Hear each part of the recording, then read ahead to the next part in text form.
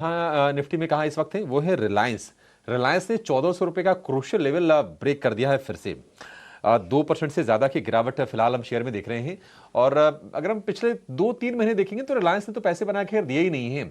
छोटे मोटे बाउंस आए हैं लेकिन सस्टेन कर नहीं पाए वो। राय इस पर एक लेना चाहेंगे प्रदीप आपसे। ये खबर भी आई थी कि इन्होंने वेनेजुएला का क्रूड खरीदना शुरू कर दिया है। शेवरॉन ने एक खेप इनको भेजी है क्रूड की। राय आपकी रिलायंस को लेकर, क्या और वीकनेस बढ़ते हुए देख रहे हैं इसमें? जी बिल्कुल अभिषेक सर, जिस तरीके का चार्ट पैटर्न है मुझे लगता है कि एक बार स्टॉक आपको 1360 1365 रिविजिट हो सकता है।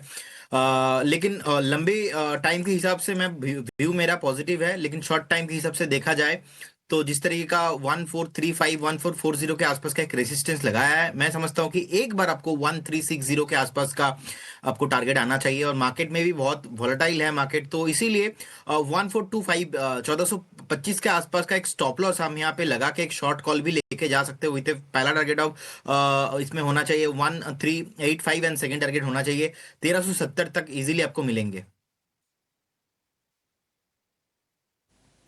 ठीक है, 1370 रुपए तक के टारगेट रिलायंस में आपके लिए बन जाएंगे नीचे की तरफ शॉर्ट करने पर।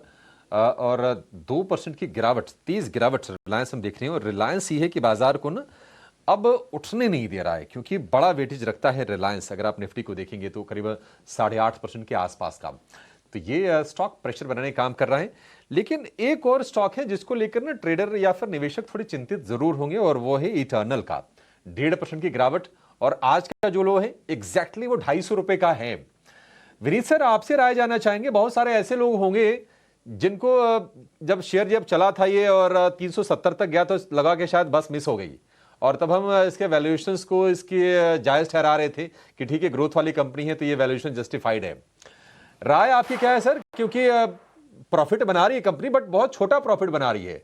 मार्जिन वगैरह को लेकर कंसर्न्स हैं कि आगे आगे क्या होगा। आपका व्यू, इटर्नल लेना है 250 पर या फिर वेट करना अभी? भी इधर अच्छा है लेने के लिए। हम इसमें ऐसा और ट्रैक्शन देखना चाहेंगे, प्रॉफिट नंबर थोड़ा मजबूत है।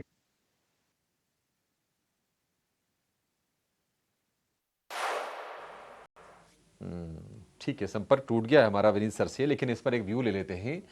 गौरव जी भी थोड़ा फंडामेंटली ट्रैक करते हैं, और इटर्नल पर तो हमने सवाल लगभग रोज ही पूछा है। और ये वो स्टॉक्स हैं, थोड़े फैंसी स्टॉक्स हैं, बहुत सारे लोगों के पास हैं, रिटेल के पास भी हैं।